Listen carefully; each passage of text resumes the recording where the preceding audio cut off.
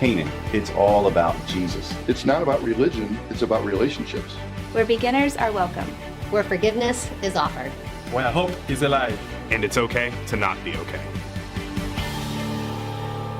Well, hello, everyone. This is Pastor Daniel in this week's Canaan STL podcast. And I'm here once again with Pastor Martin Winslow. And today we're doing a follow-up to this past Sunday's message where we talked about supernatural devotion.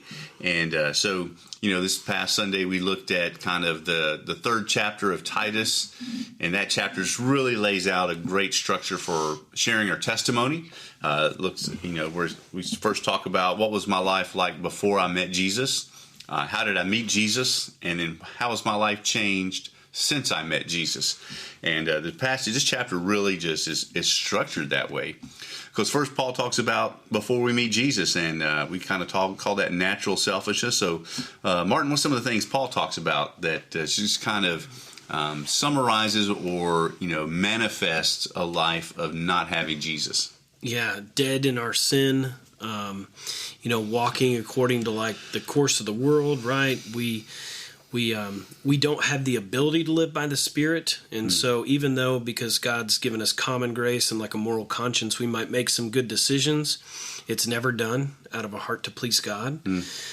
So even the good things that we might do are not Spirit-filled things, and they're tainted by the sin that's in us, and so.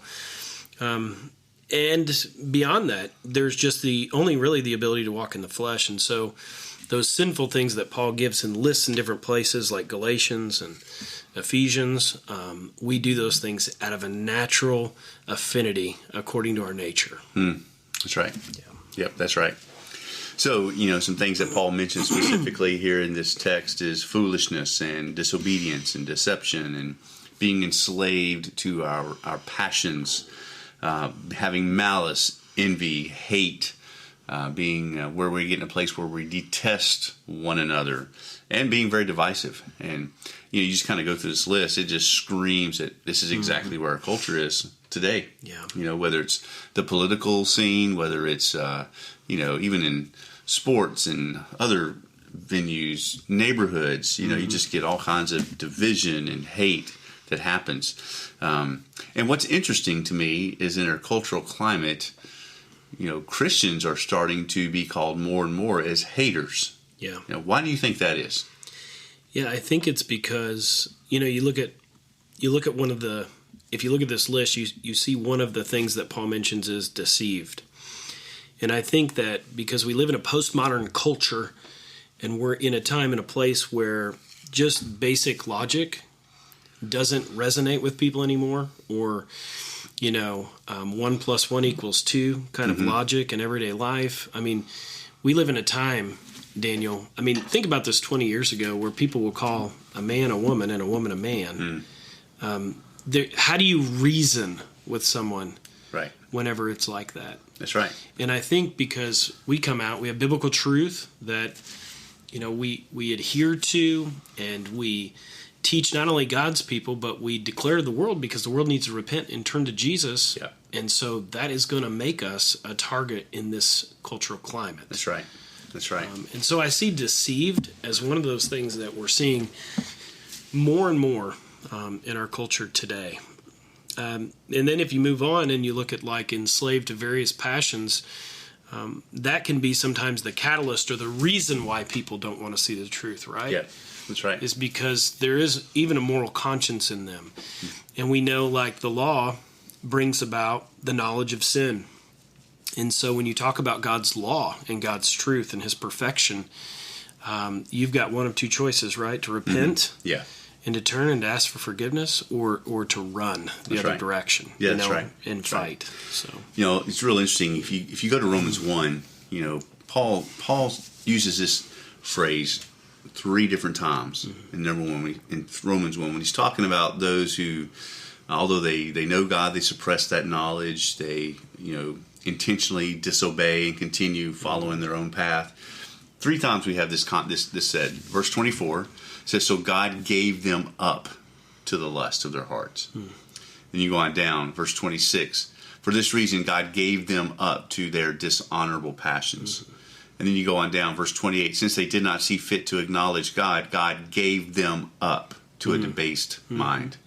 So, Romans 1 is just that tragic downward cycle of what happens when we, not only as an individual, but we as an entire culture, continuously suppress the truth and deny the truth and rebel against the truth. God gives us up to those things, meaning he just kind of takes his hands off and let us spiral down the direction we are already spiraling, and he gives them up to it. He lets them taste the bitter fruit of the consequences of disobedience to God. That's right, and that's where we are. Absolutely. So we should expect greater and greater scale of a lack of logic, a lack of sound reason, definitely a lack of biblical awareness and a biblically driven moral conscience. We should just expect that unless God brings. That's why we pray for revival and awakening. That's when which was the second part of the Sunday's message, but that regeneration, that renewal by the Spirit. That's where that happens. That's the only thing that turns that tide. That's right. And so it's just it's a scary. From the one hand, as far as someone who is concerned about our nation and our culture, it's a scary thing to watch, right? Because we know the outcome is implosion. Yeah, absolutely, Utter implosion, and that's what we're seeing, right? Is complete lawlessness. That's right. Defund the police. Like that's not political. That's just like when you look at like the landscape of America. Like, really, no authority, no, and I understand there's issues within some of our police forces. Sure. And good cops want to eradicate any kind of racism or thing, but defund the police, like that's crazy talk, right? Well, that just removes any what few boundaries existed before to utter lawlessness, right? And we'll be where judges was when everyone did what was right in their own eyes. Exactly. And there's no immediate punitive civil consequences. Right. So that's so as one that looks at our culture, that's scary. Of course, for a believer, nothing should really scare us because we have Christ and we're secure in Him, and He's got all this planned out, and we know that we're His forever. And what's the worst they can do to us? Right. It's like Jesus says, "Don't fear the one that can just kill the body; fear the one that can kill the body and soul." Yeah. Right. So our fear is of the Lord and no one else. But just a crazy thing to observe is the crazy, yet I say crazy, but really it is the natural selfishness run amok that we've talked about this past Sunday. Of course, we meet Jesus through the gospel, but let's just spend a little time talking about how does Jesus change us? It was the third point on Sunday. What does our life look like since we met Jesus? And we called it supernatural devotion. And here 3 times in that chapter, Paul uses this phrase, devote themselves.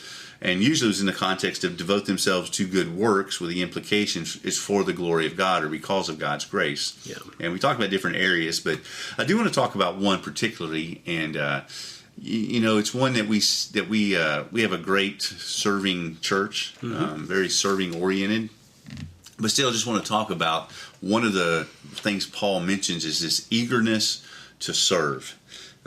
He mentions it both in verse 1, he mentions it in verse 8, he mentions it in verse 14. This eagerness that we should have to serve the Lord, to serve one another, because of God's grace. So let's just kind of go to a foundational concept first. What does it mean to serve? What does that mean? What is serving?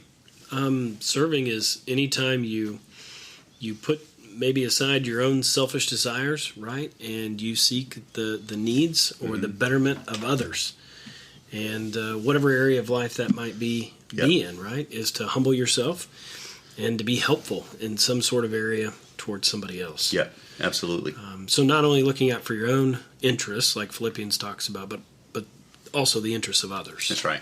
Yeah, that's right. And you mentioned Philippians 2. That's a great tag. Because, he says, look out not only for your own interest, but also for the interest of others.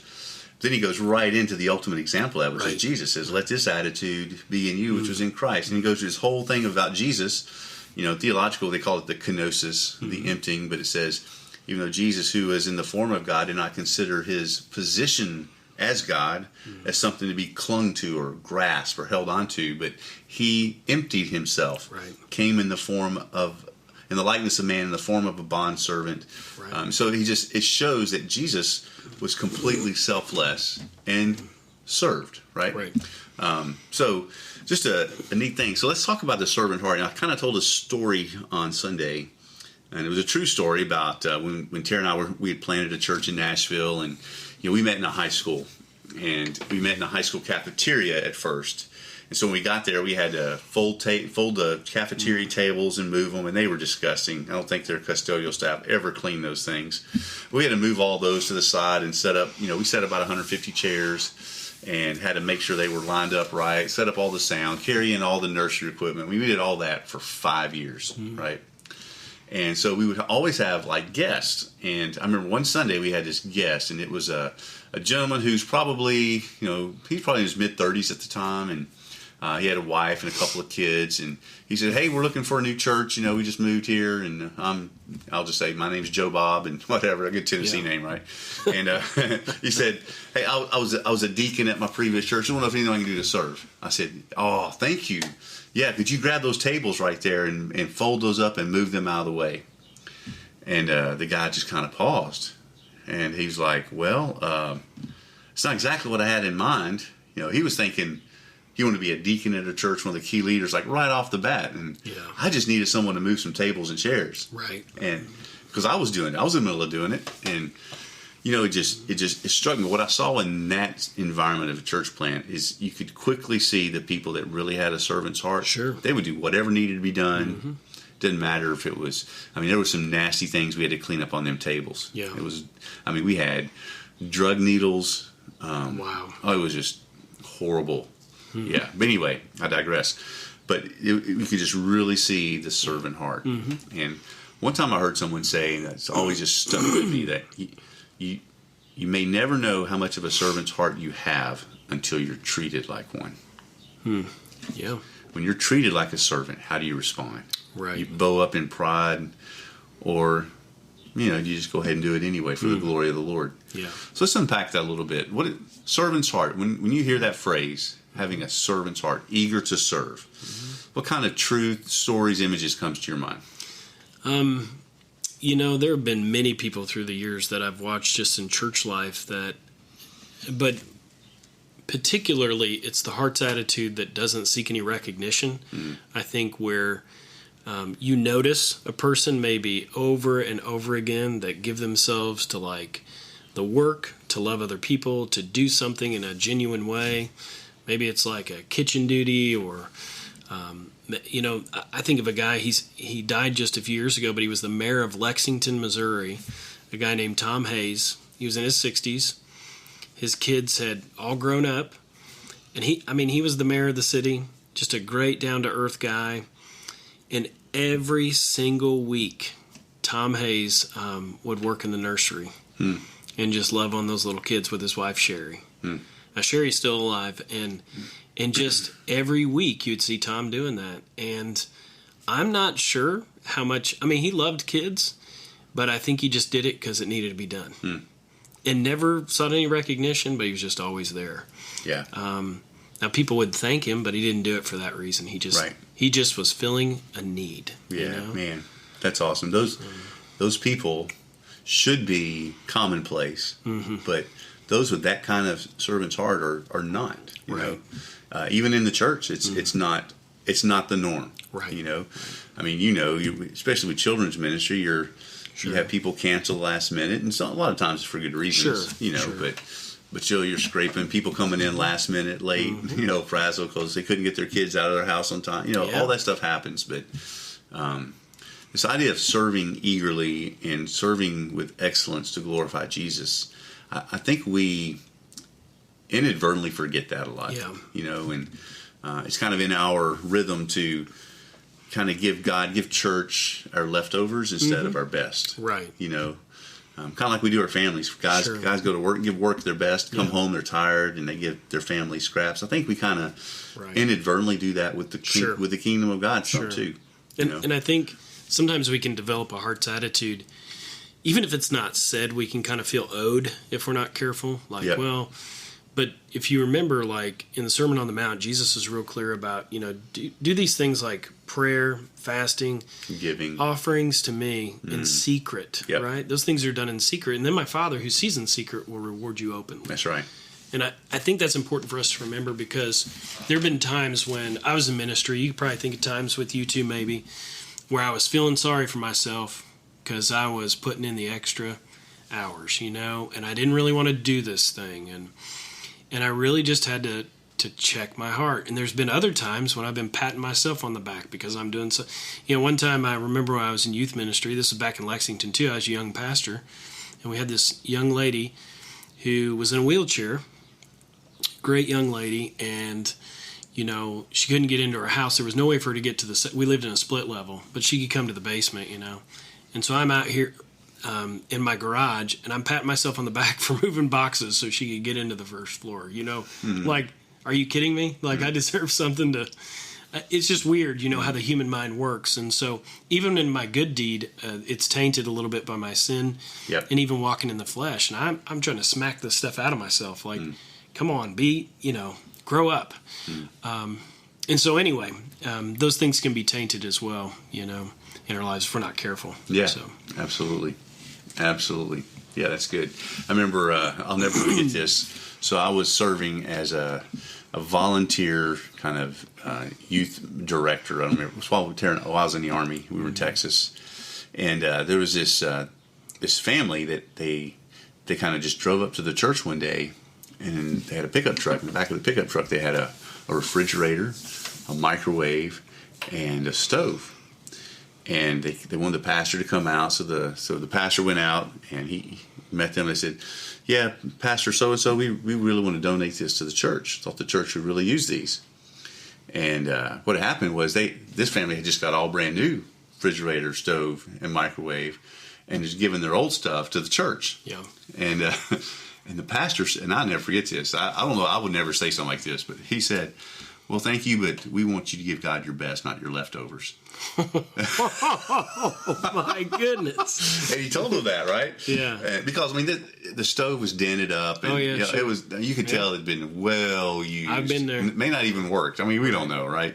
But, right. So anyway, that couple, they looked at him so funny, and they kind of drove off, and Pastor looked at me and said, we got a refrigerator stove, works okay, but I know that they do this a lot, so he had a history of that family, sure.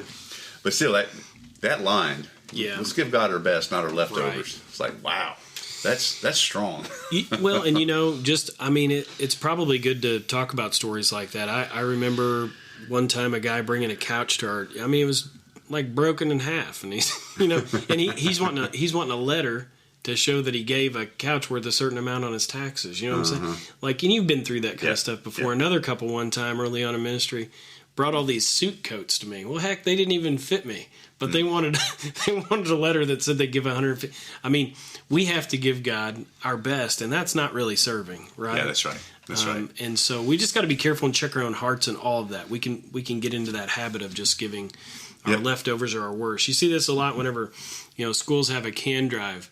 You get those old dented cans that have been sitting in the cupboard for like 3 years that nobody eats. Right. Absolutely. We want to give our best. We want to give the best. Yep. So you apply this to this serve eating. So I just encourage. This is encouragement to myself, to you, but also to everyone listening. When God's called you to serve the church, whether it's a huge thing or maybe something you see as a very menial task, like stacking chairs, or use the example of doing the nursery, whatever. All these tasks are important because they're kingdom tasks. Yeah. And if God calls us to do those, or if it's something that just needs to be done, that's what Corinthians says: do all things for the glory of God. And that's the context. Is servants serve. Right. And so do it with excellence. Do it for Jesus Himself. If you're stacking chairs, just think you're doing it for Jesus's bedroom, or if you're watching kids, say for Jesus's nephew, just think through it like that, because that puts us at a place in our mind and in our spirit where we will serve at a level that honors God. Yeah, absolutely. And not give him scraps. Yeah, you know. that's right. Again, it's just an easy thing to fall into. But that was one of the many things that how Jesus changes us with that supernatural devotion. Last thing we'll talk about here is we also talked about the concept of meek. Some translations use the word gentle there in Titus chapter 3, but one of the manifestations of someone who's being changed by Jesus is meekness, which is, we kind of defined it Sunday as strength under control. And so this idea of self-control, and there's a lot of areas in our lives where we need to exercise self-control. Through this, through the Spirit includes self-control. So what are some areas you see? We talked about maybe guys losing tempers a little bit on Sunday as an example, but what's some areas you see where, especially for believers, it is so paramount that we exercise self-control? This is timely, like in our life. I had a meeting today with another guy and two teenagers, and we were talking about screen time with young people. And one of these kids is getting ready to leave the house, and he's just a little bit older now, and so we were, he's been asking his parents, how much time is it okay for me to play video games and watch TV and those kind of things. And I've even had grown adults that have come to me and said, I struggle with gaming late at night. Sure. I think media can just be a real issue today in families. And it may not be the TV for the mom, but it might be the iPhone in bed at night. Or Facebook. Yeah, or Facebook. Absolutely. And I think we could take all of those, right? Instagram or, some kids, Snapchat. It's been clinically proven like they have anxiety if they're away from their phone for a certain amount of time. Kids' phones keep them up at night beeping as they're in group chats and things like that. And I think, and that's an area too, the dad and I were talking with these two boys, like some of the things we're having to make decisions on in limiting our kids, we don't have anything to compare it to in the past because these are new issues. Our parents, we didn't have phones. We didn't have all these devices. And so we're trying to do it in a way that really glorifies God, but also is not like stifling to them. Yeah. And so I think parents have to really be thoughtful about that. A lot aren't. Some kids are even babysat by the iPads, you know? Yeah. And being careful in that area. That's just one area, but I think it's something I see a lot. Absolutely. Yeah, absolutely. Other areas of self-control need to definitely be just the whole sex-crazed culture we're in.